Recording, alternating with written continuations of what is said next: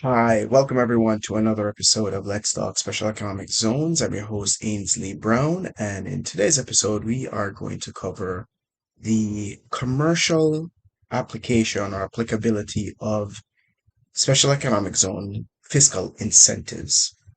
Now, just to get something out of the way, I think I do this basically for every episode. When we speak about special economic zones, you may the nomenclature, the name may vary around the world.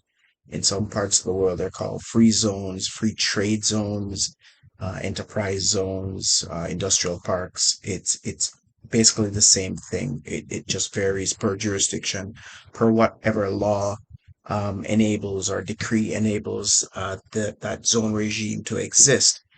And for a simple definition, it's basically a designated area that has special rules that apply to it, special fiscal incentives, and perhaps other types of incentives, financial incentives or non-fiscal incentives associated with it.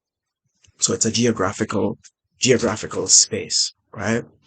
Now, in terms of applying fiscal incentives. And the fiscal incentives, by fiscal incentives, these are the tax benefits, the tax breaks that I'm referring to.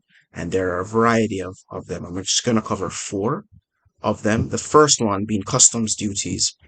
And that tends to be I guess, if you want to talk about a universal fiscal incentive, that is the universal one that seems to be just about every zone applies that whatever raw materials, equipment, um, final or finished goods you bring into the zone, as long as it remains in the zone, it is duty free.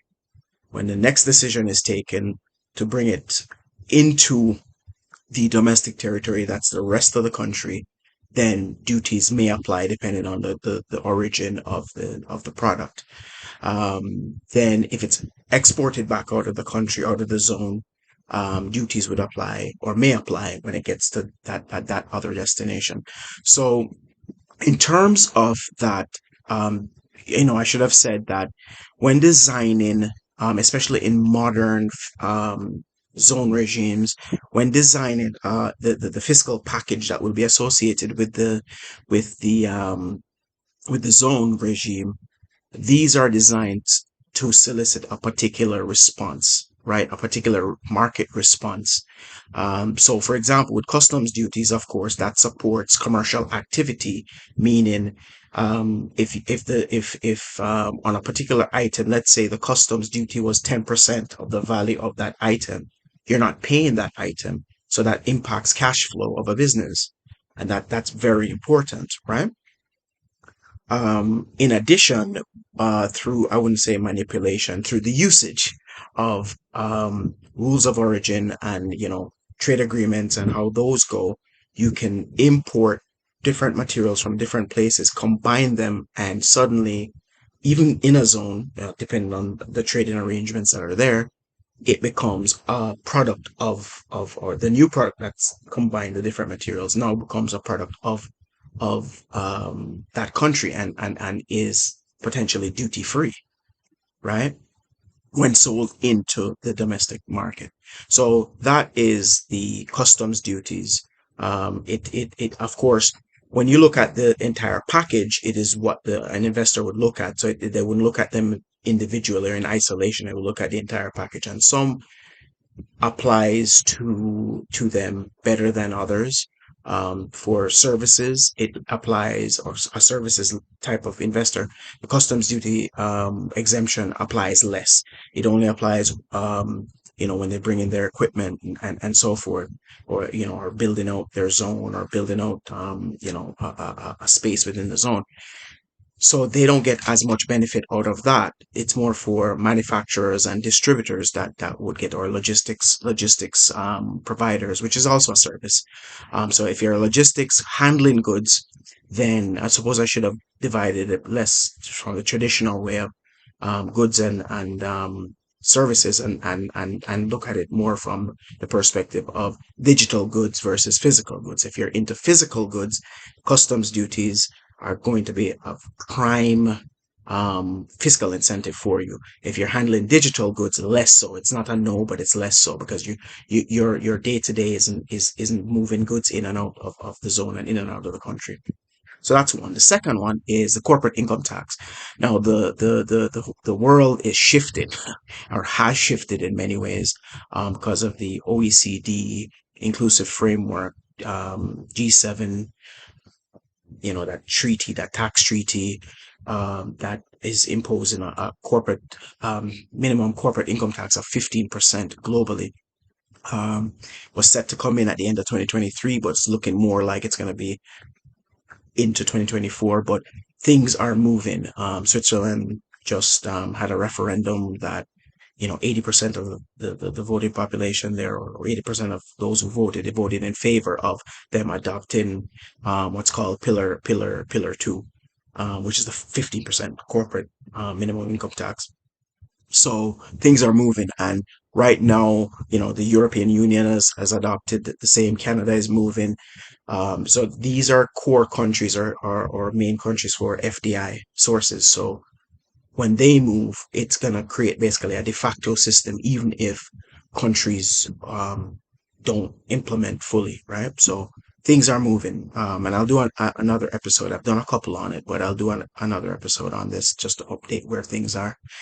Um, so the corporate income tax, this is still going to play a factor, even with the global minimum. And in fact, it's going to probably play a greater factor because there's some intricacies in it. So it's not going to just be everybody's going to be at 15.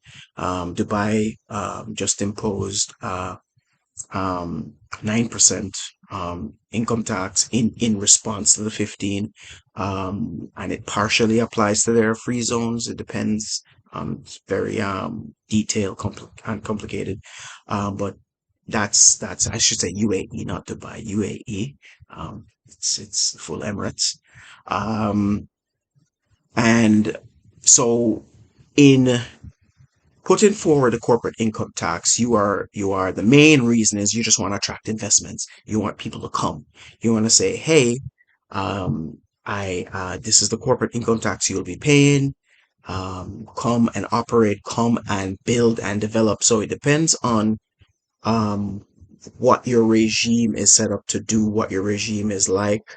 Some regimes have it that the government builds the space, owns the space, and then invites occupants to come in and occupy and do their commercial activity. Whereas others are a little bit more free market and allow private sector to both run and run the zones, occupy, develop their own zones, and also do the commercial activity associated with the zone. So, but generally speaking, the CIT, corporate income tax, is there to just invite people to come. That landscape, as I said, is going to change dramatically, drastically. That is a tool that the effectiveness of that tool is going to be, or already has in many ways been dramatically reduced because of the OECD inclusive framework on base erosion and profit shifting BEPS. But it's still going to play a factor in many respects, especially as BEPS, the treaty is applied, because there's ways to use the rules to your benefit. And countries have to make a decision on what they want to do. But the point is with the BEPS is that if you don't charge it, somebody else will. So if you don't raise your tax to 15%, somebody will, or if you raise it to 5%, they'll make up the balance and take the 10. So it will really be up to you. And then as well, depending on what type of investments you attract, those investments may not be in scope. It's 700 and something odd million euros is the baseline that a company must make globally for it to fall in the scope. So if they're not making that, they're out of scope, right? So it doesn't apply to them. The other one I want to touch on is VAT, a value added tax. This one goes right to the cash flow. This tax is typically charged, on sales by governments, And, with its reduction or elimination, depending on what the zone regime is designed to do or offers as a fiscal incentive, it goes either way, whether reduction or elimination, it goes to the cash flow. So if your VAT is at 10%, that's, and you have eliminated it, that's 10% less that you're paying. So, rather than pay $1.10, you're paying just $1. And that 10 cents multiplied by a few million can make a difference in overall profitability, of course, and now also day to day in terms of cash flow, and the usage of cash, and how your balance sheet and all of those financial type statements look and operate, right? So that can, and then of course, depending on the nature of your business, if you are constantly buying and selling goods, for example, or moving goods, whether you're a logistics provider or you are a manufacturer or distributor, that cash flow really, really does matter for you, right?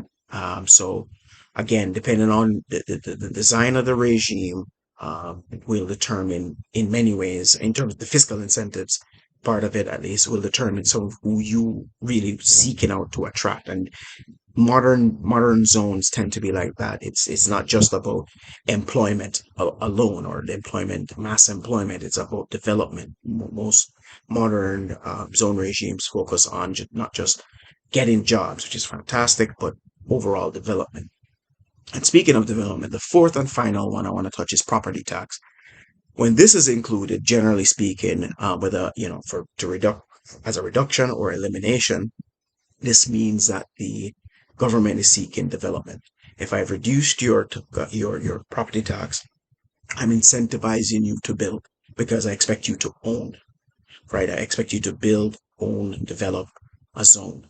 And if I've eliminated it or reduced it for a certain amount of years, and then then it will ramp up over years, or however it's designed, that's an incentive directly focused on building, right? So if you like this episode, please like, subscribe. If you want to see me do a particular topic, just leave me a comment down below and I'll get right back to you.